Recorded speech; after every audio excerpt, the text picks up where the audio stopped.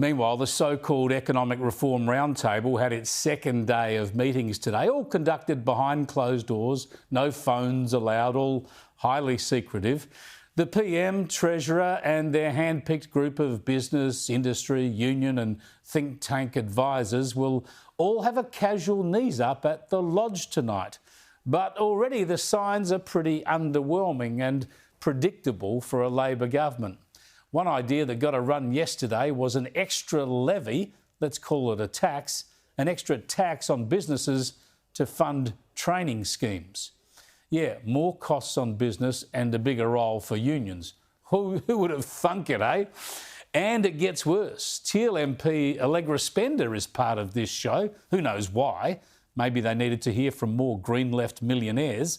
And when she popped out to chat with Kieran Gilbert on Sky Here today, here was her suggestion. Look at things like, the diesel fuel rebate, which doesn't incentivise companies to reduce their emissions. Let's look at things like the safeguard mechanism. Can we expand that to more organisations to drive that? Yeah, really. Higher taxes for people who use diesel engines off the road system, people like farmers, miners and fishermen. And more companies roped into the de facto carbon tax of the so-called safeguards mechanism.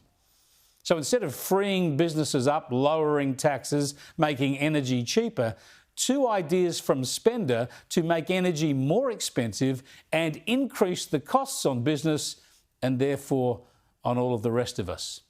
Thanks, Allegra. While all this went on behind closed doors, Ross Greenwood and National Senator Matt Canavan hosted an open session focusing on the real issues. I think everybody understands what the problems are. Lack of economic growth, too much government spending, energy prices that are way too high, taxes that are way too high, all of these things, and an industrial relations system that is becoming increasingly less flexible. Spot on, Ross. I'll have more on that with one of the participants later. But across town, the Health Minister was talking about that runaway train of government spending, the NDIS. With new figures showing 1 in 6 young boys are on the disability scheme, particularly because of autism, the government finally admits there are people on the scheme that simply do not belong there.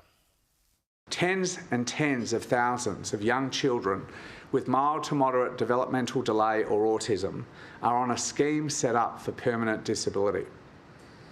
I doubt very much that that is what most of their parents really wanted or expected. But it's all they've had available, the only port in the storm, if you like. Well, we've talked about this on that issue on this program for years, and as we've heard from experts time and time again, the parents do know what's going on. There's a clear incentive to get the right diagnosis because the NDIS then pays for tutoring, for sports coaching, for piano lessons, equipment, all kinds of useful things and activities that everyone wants for their kids, only this way someone else pays for it. Instead of just getting people off the NDIS, though, Butler is setting up another scheme for these cases. So they'll fix one out-of-control government scheme by adding another one to run alongside it. I predict this will shift the problem rather than fix it. And whatever happens, this does not qualify as economic reform.